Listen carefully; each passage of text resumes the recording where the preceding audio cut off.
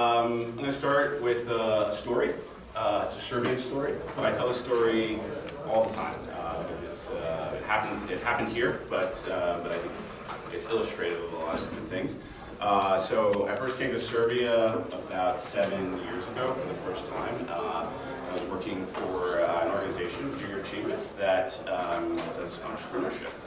And so I was here for 3 weeks. It was fun, exciting. And first 3 weeks, my host took me around, and I met lots of interesting people, and I was kind of teach her my ideas about raising money. And about a week in, I realized that while she was being very polite, because you guys are very polite people and nice people, that she wasn't really buying anything that I was saying. She was just kind of nodding and being polite.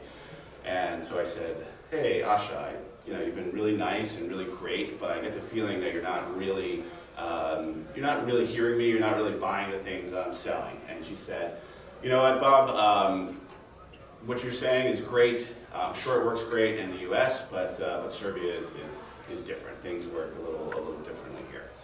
So I said to her, I knew she had a meeting with Society Generale the next day, and I knew she was going to ask for 25,000 euro. And I said to her, I want you to take a leap of faith with me. I want you, instead of going into Society Generale tomorrow and saying, "Hi, I'm Asha Vajdanovic. I'm the executive director of Junior Achievement Serbia. We've been around since 2001, blah, blah, blah." I want you to come in and I want you to say, "I'm Asha Vajdanovic. I have a vision for Serbia, that it's an economically prosperous place, that there's low unemployment, that every child has an opportunity to learn to be an entrepreneur, that every child has the opportunity and the desire to start a company and make Serbia a stronger place." And so that's a very different way of talking, right? Right off the bat, I know what your big idea is. I know what your vision is. I'm excited about that. And so right off the bat, they were talking about money. Now, did it take maybe another 2 months for them to close that? Yeah, it did. But they were talking about it right away. And so when we talk about your idea, your startup, you got to hit me in the first 30 seconds. You got to tell me, why are you here? What is it that you're doing? And so each one of you has an idea. How many of you have a startup or trying to start thinking about it? Okay. So you all have an idea, but if you don't communicate your idea well, it doesn't matter how great that idea is. If I don't understand it while I'm listening to you, then it really doesn't matter how good it is. And so today what I want to talk to you about is not just how do you successfully convey your ideas, but how do you do it in a way that gets people actually excited and really want to make an investment in your startup. So the first thing we need to think about is why. We skipped a slide. Sorry. Is why. Have any of you heard of Simon Sinek before? Okay. Does a really great talk on this. I recommend it. Go to TED Talks. Look up Simon Sinek. It's his 2009 talk on leadership. But he makes a really good point. Most companies understand what they do, and they understand how they do it, but they don't understand why they do it. And your why is a purpose, a belief. What it isn't is to make money. Making money is what happens because you really believe in whatever it is that you're trying to do, right? It's a side effect of what it is that you're trying to do. So I don't know if any of you saw Nikita was in here before the WooBox presentation, but he does environmentally friendly things. He has a couple of different lines along that way. If you're investing in Nikita, you kind of know that you're investing in green and something that's bigger. And so it doesn't matter whether he's doing a WooBox or whether he's selling organics or he's doing some other ventures that I know he's thinking about. It's the idea behind it, and that's what needs to be conveyed. You're not just doing a chatbot. It's what's that chatbot going to do? How is the world going to be different because of this chatbot? It's not just AI. It's what is going to actually be different. Your why. And your why is something that is about values. It's about your beliefs. It's about the way you would like the world to be. The world is the way it is right now, but it doesn't have to be this way. It can be some other way. And that is ultimately what it is that you're selling. And that is ultimately what people buy into. They're going to buy into your vision, your whatever that conception of the world that you want to create, that is what they are buying. The way they're doing it is whatever it is that you're selling, whatever product you're selling. But people sell products all the time. You have to. This is the thing that will distinguish you from everybody else who's doing a chatbot, everybody else who has some kind of technology, everybody else who's making a new app. What is your vision for the world, and why do I need to be part of that vision? Make sense? Stories are a great way of talking about it. Now, I understand if you're doing a pitch in 3 minutes, you may not have time to tell a story, but sometimes stories are a fantastic way of conveying a lot of information in a very short period of time. You can learn values from your story. I can learn what it is that you're doing from a story. I can understand who you are from a story. So stories are a really powerful way of talking about whatever it is you're doing, and it's something that's hardwired into you just as a human being. Like, we've been telling stories forever, right? Since the cave people, before we could type things and before we could write things down, it was really stories that we get passed on. And so it's something that is hardwired into all of us. You're telling a story to me. You're taking me on a journey. And even if you're doing a pitch meeting, it's a journey. We're going to talk about that a little bit more in a few minutes. They didn't give me a clicker.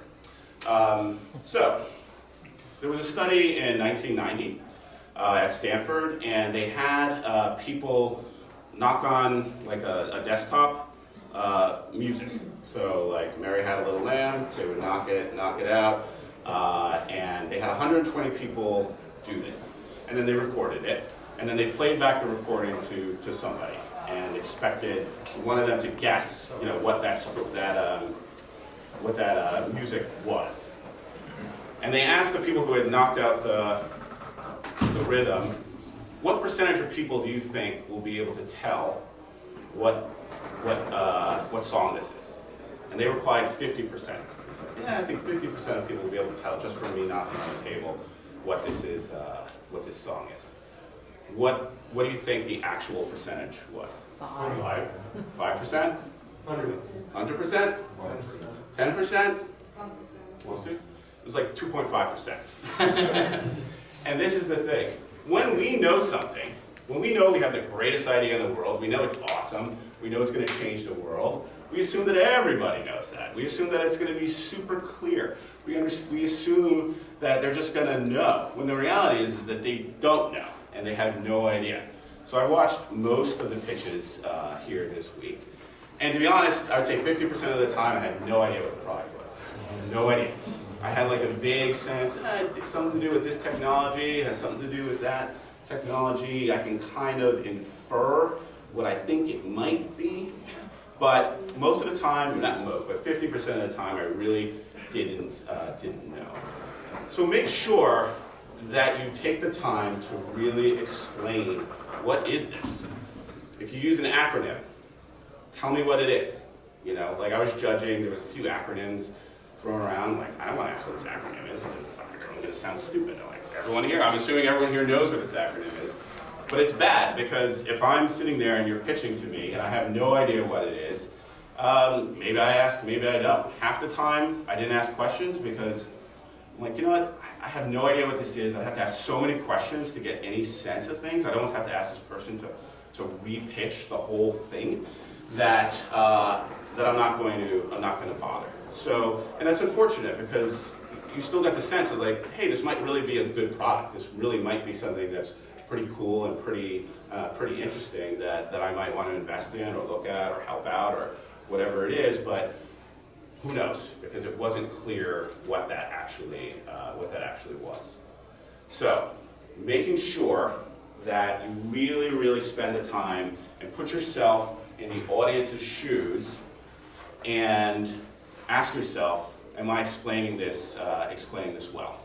The other thing you want to do, and put yourself in the audience's shoes, is ask yourself, so what? So what? Okay, is this a problem? So what? What's the problem that you're solving? You have the solution. So what? Why should I care? Why should I care? And that sounds harsh, but it's true. again, I can invest in whatever I like. I can do whatever I want.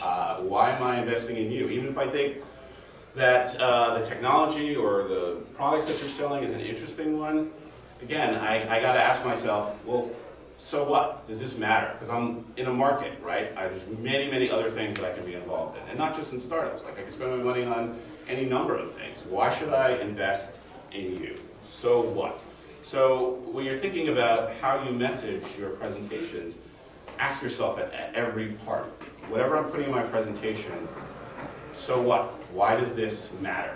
Why does what I'm doing matter? Why does my company matter? Any questions so far? We do have time for a few questions. Okay, so this is another really, really important point. You are not the hero of the story you're telling. Okay, you are not the hero. The audience is the hero. The audience is the hero of the story. You are the wise mentor. You are the person who is there to help the audience realize some future that doesn't exist.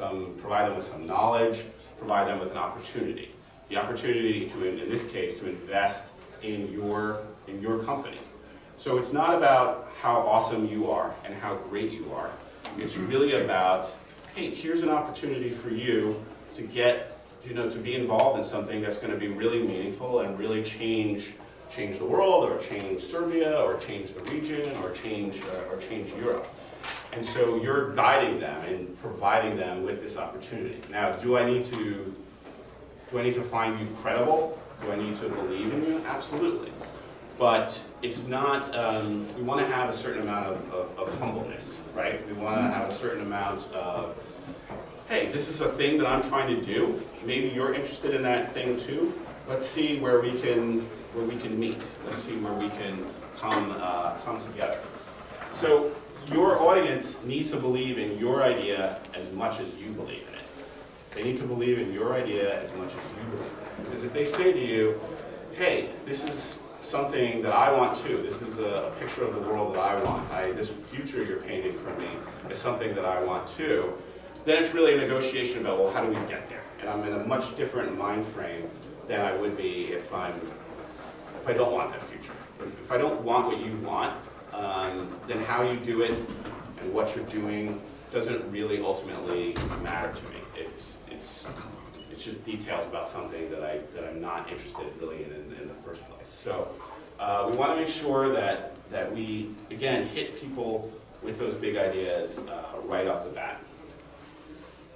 And I'm going to get into the mechanics of this shortly, but I wanted to at least start off with, to give you guys just a sense of how to do this really well, as opposed to, here are the 13 slides you should have as a startup. All of you can go look that up on the internet, and we will talk about that a little bit. But really, how to think about those slides, how to think about what you're saying, and how to tell the story that makes the most sense for you and for your startup. So the first thing is, what is the problem that you're solving? What is the problem that's out there? And defining that problem in a compelling and interesting way. And we're talking about what is and what could be. So the world is this way, and we want to take people on a journey of like what the world could be. What's going to be different. So there's a couple of things that go along with that. One way to think about presenting is like an action movie. So in an action movie, how do action movies start off? Problem. What's that? With a problem. The problem, yeah. But like more specifically, what do they start off with? Some Explosion, like a car chase, or whatever it is. And then if you can go watch an action movie, you'll see that this happens. Like every 7 or 8 minutes in that action movie, something happens. Beautiful girl walks on screen, car blows up, there's a shootout, something happens. And there's a reason for that. It's because you pay attention to a presentation in any kind of presentation, a movie, this kind of presentation, the most in the very beginning and at the end. And if you were to draw a graph, it would look like this. You're paying attention here, and then you pay attention at the end. Action movies are designed to, as your attention is slipping, to bring it back. As it's slipping again, to bring it back. It's slipping again, to bring it back. And good presentation does exactly the same thing. Something different happens during the presentation. It can be this, which is toggling back and forth between what is and what could be. And this is probably the best formula for you guys as startups. Is really looking at what is and what could be. Here's the world without my product. Here's the world with my product. Here's the world without my product. Here's the world with my product. And the way that they came up with this is, have any of you heard of Nancy Duarte? So Nancy Duarte, if you want to learn everything about presentations, is the person to read and to look at. She's studied this up and down, everything from like the presentation itself to what your slides should look like and how to design them and how to do them. Well, she's got a few books out on it. It's very worth looking at. But what she did is looked at some of the best speeches ever, and what she saw was that there was this clear pattern between what is and what could be. It's like jazz, tension and release. You the tension gets built up, and then you release the tension. It's lots of things. But it's this back and forth between what could be and what is. It's the movement from, yes? Do you want me to help you with that? What's up? Do you want me to help you with that? You want me to help you with that? Oh, sure, if you like. Yeah, no, Thanks.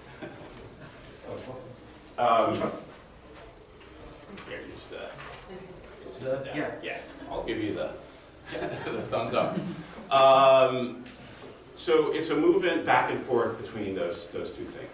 You can literally, when you make a presentation, map this out for yourself. Like, what am I doing? Is it coming?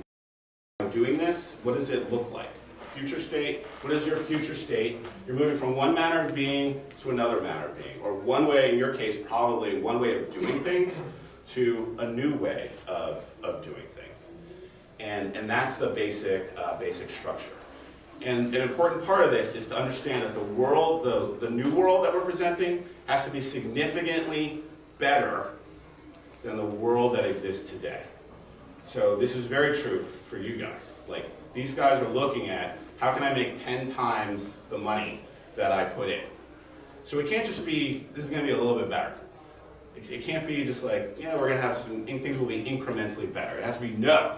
The world is going to be completely different. It's going to be much, much, much better. And in the process of it being much, much better, we're going to make a ton of money. Right? It's important because a lot of people think that if you just talk about money, if you talk about money and you talk about how we're going to get 10 times our investment back, like, people are very skeptical of that idea, right? Even if it's true. Like, when you hear a presentation, like, that's not, you're not going to be there in 5 minutes or in 8 minutes. Really, what you want these presentations to be is like create enough excitement about your idea and put enough substance into it that the conversation continues, right? So then I can really talk to you about my numbers. I can really talk to you about what it is I'm doing. But if I'm not excited about like this idea and it doesn't feel like it can be and will be transformational in some way, we're never going to have that. We're never going to have that conversation. So we got to grab people and we got to really create what Nancy Duarte calls the new bliss. And the new bliss is this picture of this world. It's this world that is so much better than the world that exists today that I have no choice but to become a part of whatever it is that you're doing. I need to be a part of it. It's going to be amazing, right? So it's not, we found a better way to do parking. It's everyone's going to have a parking space. Your life, you're going to get 50 hours back a week. You're going to go to work less aggravated. Your kids are going to like you more. Your wife's going to like you more. It's this new world, right? That's the new bliss.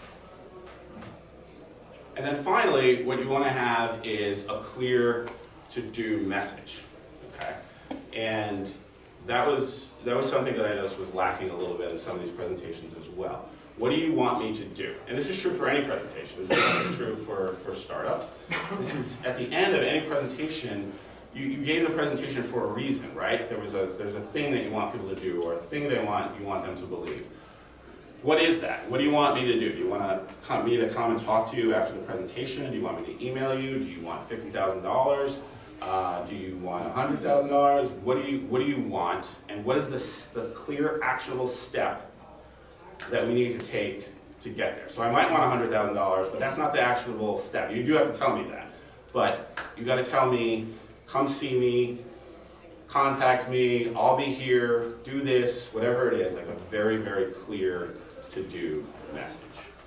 All right, so I'm going to pause there for any questions before we kind of get into more of the structure of like a good pitch presentation. Are there any questions or comments so far? Yes?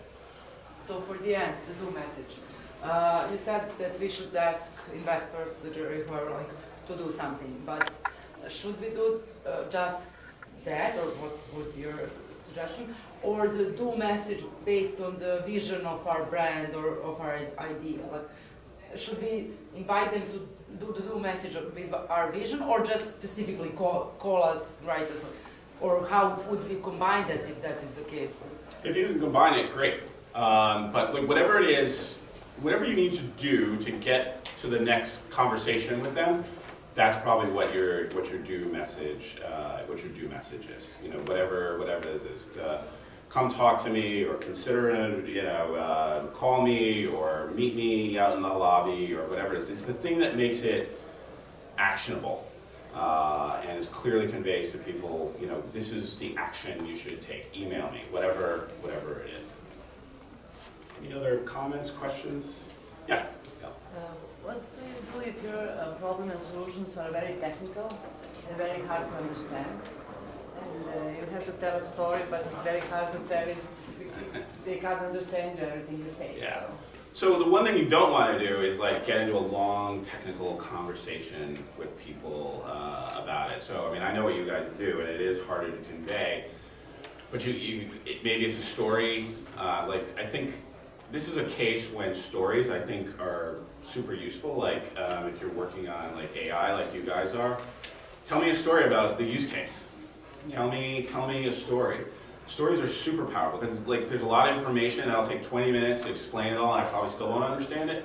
But I do understand it, how it might interact with me in the real world, right? If this is better, if that's better. Paint a picture for me, and then we can get into like, you know, does Zoran know what he's doing or not? From programming. So yeah, and the beauty also of stories, as I mentioned before, is that they really do convey values. They say something about you, and I'm investing in you as much as I'm investing in anything else. And so I tell you know, in my business, my clients all the time, like if they have lots of information and they do something that's really technical and complicated, tell a story, because there's no getting around the fact that human beings are only going to listen to you for so long.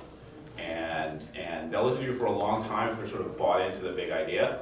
But if they're not bought into the big idea, if they're not sort of bought in initially, you're never going to have that conversation. Thank you. Any other questions?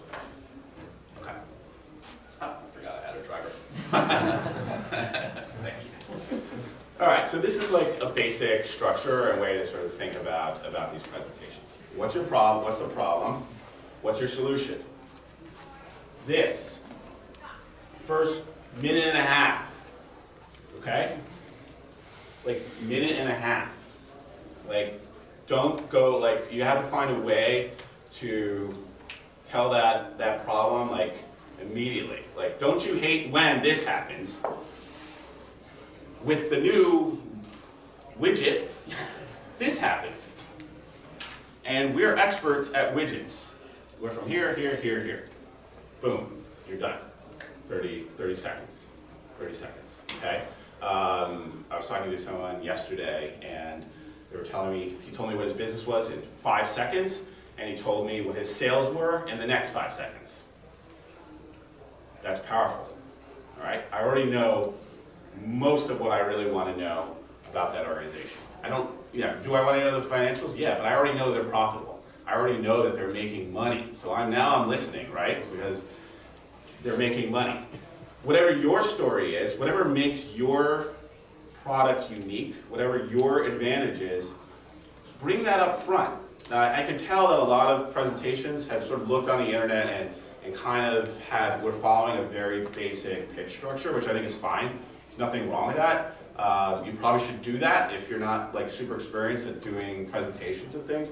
But I also think that it doesn't take it as far as it could, because sometimes that structure isn't going to tell your story in the way that's going to be most advantageous to you. If you have a lot of sales, talk about that early.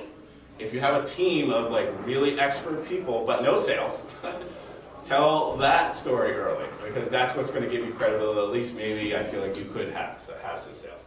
So all this early, okay? So this is sort of the, what are you selling? This is your idea.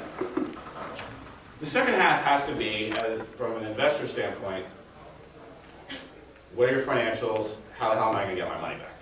Right? That's what I care about. I don't really care that much about the rest of it. I'm listening, I'm interested, you've painted this awesome picture of the world the way it could be, and by extension I feel like I can maybe make some real money off it because it feels like a real need, but how am I going to get my money back? All right, so what does that look like? What is your plan? What are your sales up till now? What do you need? How are you going to use it? What's your long-term plan? That's another thing that I noticed, was that some people were just talking about, we need money, here's what we need money this year. And I was thinking to myself, okay, but you're not telling me you're going to be profitable in year 2, so what happens then? Are you going to come back to me? What happened to my money? Poof, it's gone, right? With no, my equity going to get diluted? Like what's going to happen after that? So not just the plan, but the longer term plan. Like where are things going? What are your projections over the next few years? That's mostly what these guys want to know. How will I get my money back? And then again, what do you want me to do?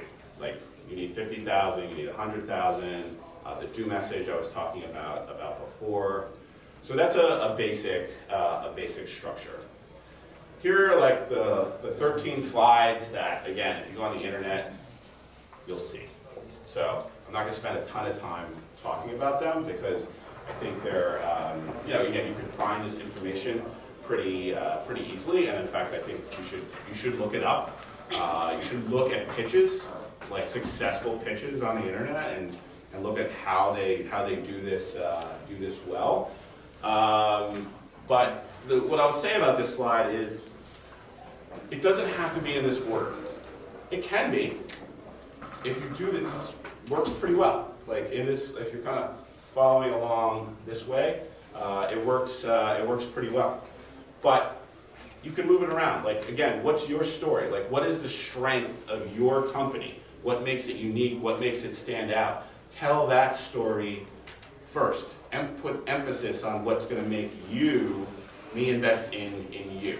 So there was a couple of pitches too where, I forget which one it was, but there was one that had some really great numbers. Like their sales were really good, but it was like in the last 30 seconds of the presentation. It kind of just sped by. And I was thinking to myself, like, these guys should have put that first. Like that's really, really important information. So think about like what makes your company strong, like what makes your idea really strong, what's going to make it stand out, and you can play with the order. Put it up front. Put a point of emphasis on it. All right. Again, I'll pause. I'm sorry I'm going so fast. They shaved 15 minutes off of this, so I was planning on an hour, and I only have 45 minutes. So. But we'll get into some like sort of actual presentation tips in a minute as well. But is there any questions sort of on like the presentation structure? No? Okay. All right, let's keep going. All right, so if you take nothing else away, take this. Whatever it is you do, practice it. Because a polished, whatever, even if it doesn't follow any of these rules, even if it's not perfect, at least if you practice it, it'll be strong. At least it'll be something that seems polished and will be good. You know, like if you notice, not looking at my slides very much. I mean, I'm not trying to get $100,000 from you either. I can only spend so much time on these slides, but I try not to, I try to put the effort into it that I know what's here. You should be able, like, if this went down right now, if Milan unplugged it, I should still be able to go on with my presentation. It shouldn't be an issue. In fact, that's happened to me before, where I just couldn't plug my laptop in and I had to carry on. It's not fun, but you should still be able to still do that. Arrive early. Okay. Greet everyone. Introduce yourself. Say, I'm Bob. I'm Robert. I was able to meet some of you. That's really important because hopefully, by establishing that personal connection, people will be a little more open. They'll be a little bit more willing to listen to what it is that you have to say. Shake hands with people. Make eye contact with the audience. Connect with the audience. If you notice, I'm scanning the room. I'm not just talking to one person. I'm like moving around, making eye contact with different people at different times, so that at any given time, somebody feels like I'm talking to them at that moment. That's a really important presentation skill. Move around. Don't stand behind a podium. Move around.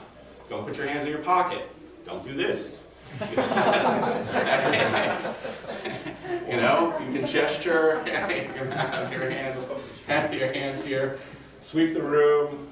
Pause for questions. And again, usually I like these to be a little bit more interactive than this one can be, because that's when things really are interesting and dynamic, when you can actually have a conversation with people. Unfortunately today the time doesn't allow for that, and when you'll be pitching, it probably won't allow for it either most of the time, but it's not always true. It sort of depends on how much time you're actually given and what the circumstances are. So all the things I'm talking about, yes, I'm talking about sort of how do you do a formal pitch in 3 minutes or 8 minutes, but these also very much apply when you just have a meeting with somebody. Like, again, you should follow the same formula if we're out to lunch. If we're just talking about your startup. You gotta hit me early, get me interested, get me listening, tell me what the problem is, tell me what the solution is, and tell me why you're uniquely qualified to do it. Again, very, very early on the end of the conversation. Because if I buy into those things, then I'm going to be much more interested in what you have to say later. If we're getting bogged down in a lot of unimportant information, like I don't care how you do something or what you do if I don't believe in what it is that you're trying to create in the first place. If I really believe in your vision, or at least it sounds interesting to me, I'm listening and with a very different attitude, and I'm going to want to be part of it. I'm going to be like, how do we make this happen? How do we make this real? Okay. Really important to remember, your slides should be an accompaniment. They're not your presentation. You are your presentation. You have to tell your story. So not every little bit of information needs to go on a slide. Like, your slides are not your outline for what it is that you're going to be talking about. Your slides are an accompaniment to put emphasis on things so that your audience remembers certain things or highlights certain things. But you are your presentation. So really think about what needs to be on a slide. Like, some people I know, I have a friend who teaches presentations at NYU.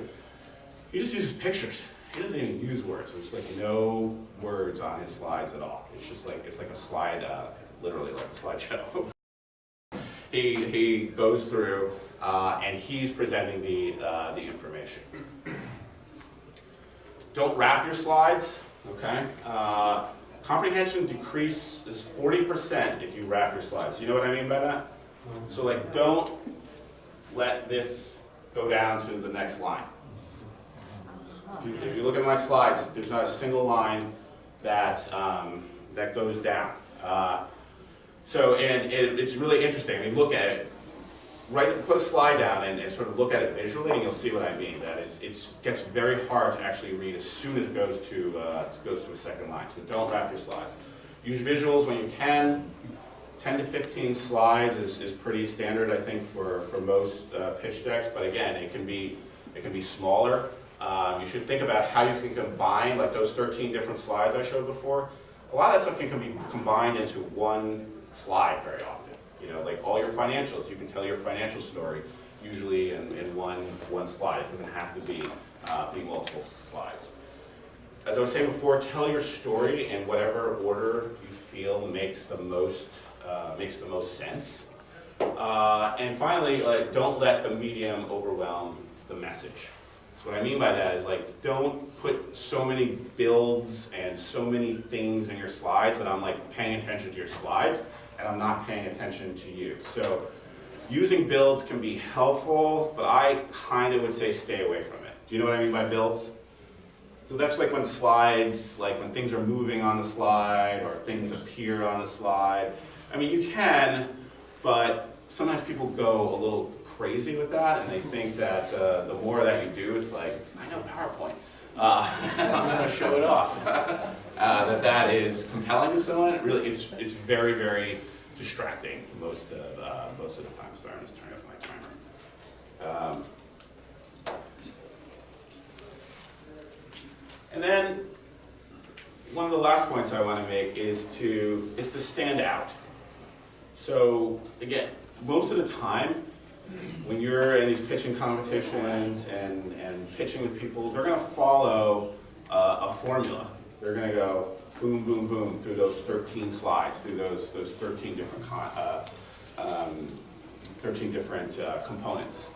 If you can find a way to mix it up, to be the person who looks a little different or does a presentation a little differently, that's a really valuable thing, because a person is going to remember you in some way. So if you can, and I would say be careful with this, you know, you don't want to defy expectations so much that you sort of lose the coherence of your story and the message that you're trying to create. But if there is a way that you can kind of stand out in some interesting way, you should strongly consider it. So don't blend in with your environment. Try to stand out. All right. So that's it. Except we have time for a few questions if people have any. Yes. I would like to ask something. So I heard into another presentation that when you end your presentation, you don't put like this thank you slide. You leave the most important slide as an end. So when people ask you questions, they actually look at the important information you want to place. Yes, I agree with that. The important information I would like to convey, because I'm a business person, is I would like you to get in touch with me. If any of you, if I can be helpful to anybody, or if I can, be of service. So for me, I always use a slide like this because the way I market myself is I speak professionally. I'm not but that's not my business. My business is fundraising and management consulting, but my marketing channel is speaking. So I want, when I'm speaking to potential clients, this is the thing that I actually want them to remember. So I think it's a really great point. It just happens in this case that the thing I want to remember is sort of that slide. What I would also say though is if you do want people to contact you, you should at least consider this. Like if that's your sort of your do message is I want you to get in touch with me, you need to make sure that there's sort of an easy way to do it. Maybe there's a way to combine them. Okay. Yes? How often do you use the backup slides? And what should be the content of the backup slides? So like sort of slides in the back, like in case people have like questions about it. So here's what I would say is, again, there's like, can you go back to the one that has like the 13 slides? So like these are like the 13 components that you want to have. Some of them are more important than others. All of this information needs to be conveyed in some way or at some time. But let's say you have 3 minutes.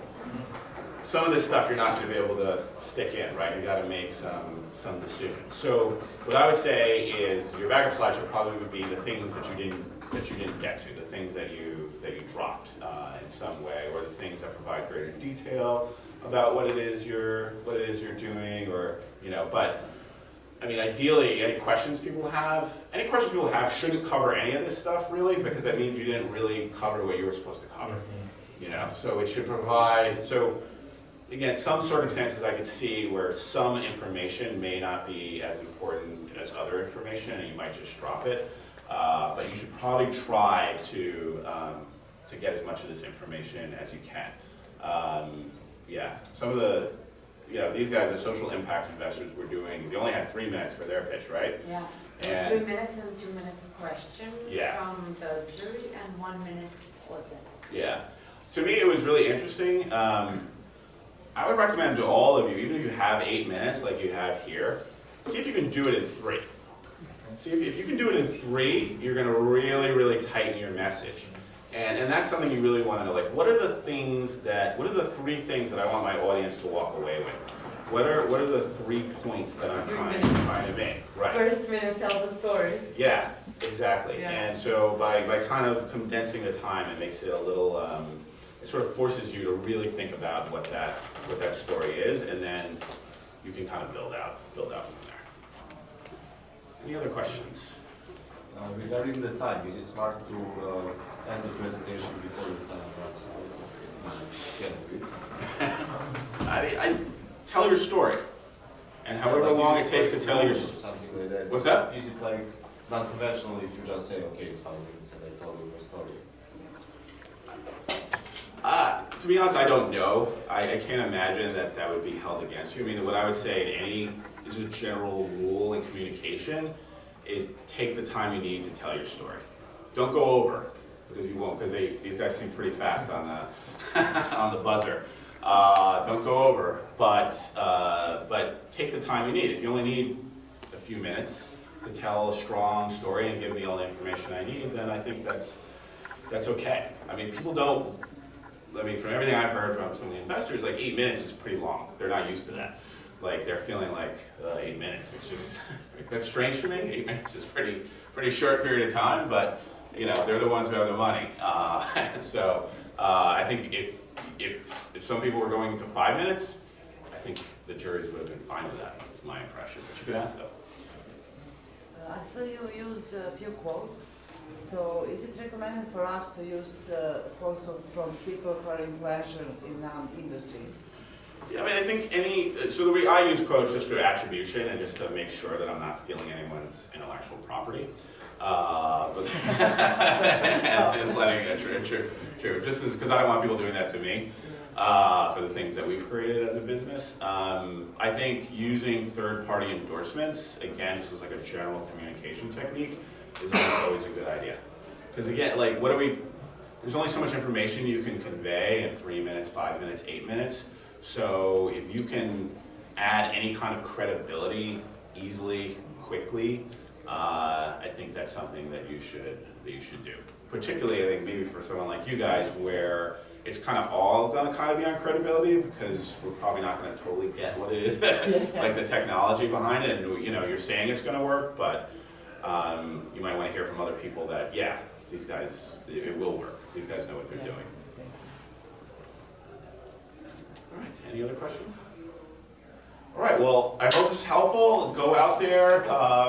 Yeah. Well, at the beginning, you mentioned a few names, the Simon Sinek and that's the one. But is there anybody else that you can recommend? Because there's quite a few people here who were pitching for the last 2 days, and they're probably going to pitch now. Yeah. So, yeah. So is there anybody else that you can recommend for people to say? Because there's so much on the market, there's so much, but it's not actually much quality. Yeah. So, on top of your head, anybody else you can recommend to the audience? Say, okay, look, I mean, Seth Godin is a pretty great marketing guru, and every time I check out his blog and his site, there's usually some pretty good bit of advice there. That's again not specific to this, but just about general communication. Because really, this is what this is ultimately about. I mean, like, doing pitching is just a form of communicating something, telling your story, trying to sell people on something. And so anything around marketing will say some similar things. And Seth Godin is pretty much like the marketing the marketing guru. So he's worth checking out. And then the last thing, you know, I go online and look at pitches. And look at the pitches that made you pay attention, that you found convincing, that you found exciting, that made you pay attention. You know, the ones that you didn't start checking your email while you were watching or start doing something else. And that's I think a good way to see what's out there. I mean, there's no reason to reinvent the wheel. There's lots of good good stuff out there. So thank you guys. I'll end just by saying I'm really excited. I think you guys, there's some really great ideas out there, and I'm really hopeful for you guys. I think I hope this is helpful, and you guys will take some of this back and really make sure that these great ideas that you have, that people listen, and that people will really pay attention and make an investment in you. So good luck to you all, and thank you.